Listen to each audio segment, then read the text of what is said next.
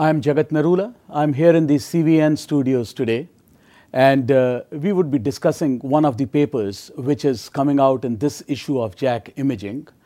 This manuscript by my co-investigators, Dr. Varians, Dr. Hofstra, Dr. Lovehog, Dr. Petrov, and others, demonstrates the feasibility of molecular imaging of the angiotensin II type 1 receptors in the myocardium in post-myocardial infarction heart failure mouse model.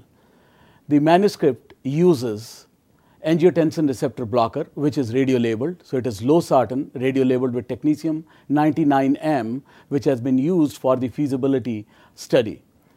This shows that the angiotensin receptors are increased by about 2.5 folds in the myocardium in the remodeled areas as compared to the normal myocardium. Now, if we have to translate this technique into the clinical applicability, either we would have to improve our efficiency by making the probes superior or having a more affinity towards the target, or we will have to identify some other novel areas so that the target to background ratio could be increased substantially for the clinical imaging.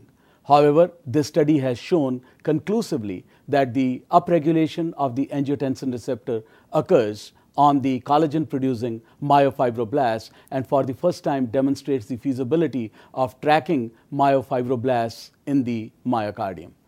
Today, we have Dr. Barry Greenberg, who is professor of medicine at University of California, San Diego, who is the president of the Heart Failure Society of America, and who has contributed enormously to the field of the neurohumoral activation in heart failure and myocardial remodeling. Barry, thank you very much for being here. Welcome to the CVN studios. The first question that I have about this study, for which you have done the editorial also, I would like to ask that this study provides beautiful science. It has shown some excellent experiments and the neat results. However, we know that the angiotensin receptor blockers and the ACE inhibitors do work in the patients before heart failure or when they have developed heart failure. So the horse is already in front of the cart. Now, what do you think that, although it's a good science, would it really have a clinical application down the lane?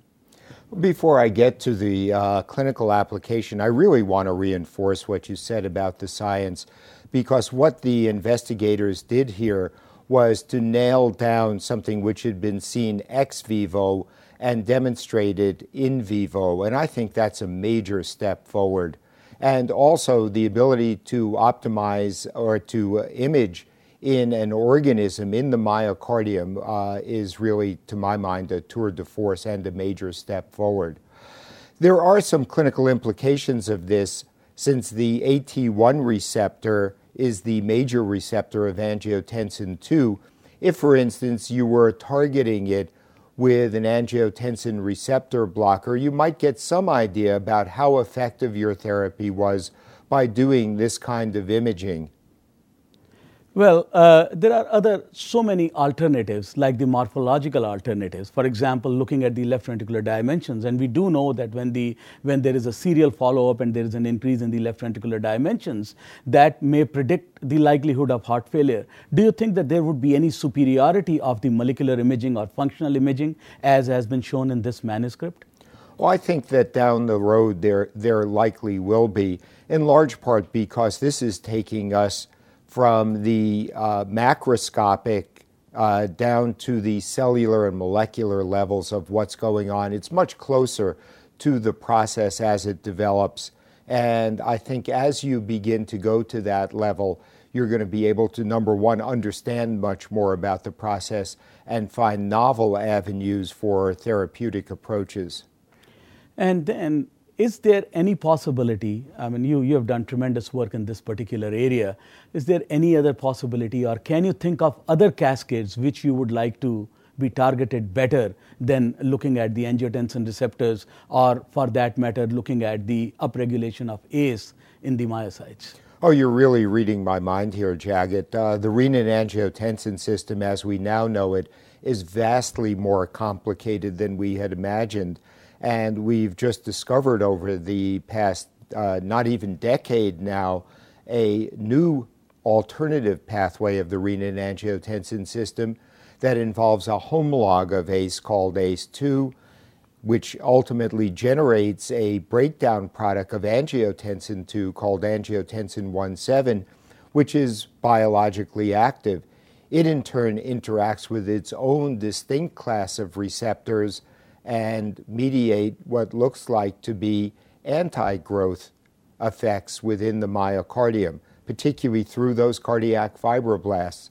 So it would be interesting to see perhaps imaging of this alternative pathway and how it responds to therapeutic strategies that are going to be developed. I think it's a very exciting area. Thank you. Thank you very much, Dr. Greenberg, for being here and for the enlightening discussion. Thanks a lot once again.